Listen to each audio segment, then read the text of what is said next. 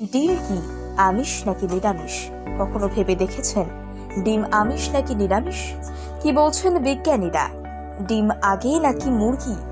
এই জটিল ধাঁধার সমাধান যেমন আজ পর্যন্ত হয়নি, তেমনি ডিম আমিষ নাকি নিরামিষ এই বিতর্কের সমাধান অধরা।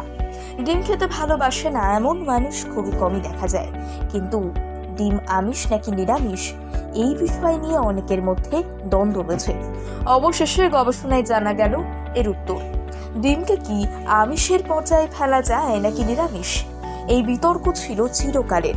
অনেকেই ডিমকে নিরামিষ বলে দাবি করলেও এতদিন পর্যন্ত আমিষের দিকেই পাল্লা ভারী ছিল। এবার কিন্তু বিজ্ঞানীরা জানালেন ডিম নিরামিষ। নিরামিষ ভোজীরা অনেকেই বিশ্বাস করেন ডিম একটি আমিষ জাতীয় খাবার, কারণ ডিম মুরগি দ্বারা উৎপাদিত হয়। কিন্তু বিজ্ঞানীরা দিচ্ছেন অন্য যুক্তি। এই যুক্তির পরিপ্রেক্ষিতে বিজ্ঞানীরা বলছেন পশু থেকে দুধ আসে, সেই দুধ থেকে তৈরি হয় ছানা। তবে সেই ছানা কিভাবে নিরামিষ খাদ্য হলো? সেই অনুযায়ী ডিমকে আমিষ খাদ্য বলা চলে না। গবেষকরা জানিয়েছেন ডিমের 3টি স্তর থাকে। প্রথম স্তরে ডিমের খোসা দ্বারা আবদ্ধ থাকে।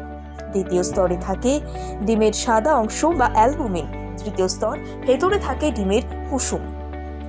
তবে প্রোটিন থাকে ডিমের দ্বিতীয় স্তর অর্থাৎ সাদা অংশ বা অ্যালবুমিনে। এতে প্রাণের কোনো অংশ থাকে না, তাই সেই যুক্তিতে ডিম একটি নিরামিষ খাদ্য। ডিমের কুসুমের কথা বলতে গেলে কুসুমে প্রোটিনের পাশাপাশি থাকে প্রচুর পরিমাণে কোলেস্টেরল এবং ফ্যাট। সাধারণত মনে করা হয় একটা মুরগি মোরগের সংস্পর্শে এলে তবেই ডিম তৈরি হয়, কিন্তু এটা সব সময় হয় না। মুরগি মোরগের সংস্পর্শে না এসেও ডিম পারতে পারে। কিন্তু কিভাবে? একটা মুরগি 6 মাস পর থেকে ডিম দিতে শুরু করে। সাধারণত একটা মুরগি দিনে একটা ডিম পারে।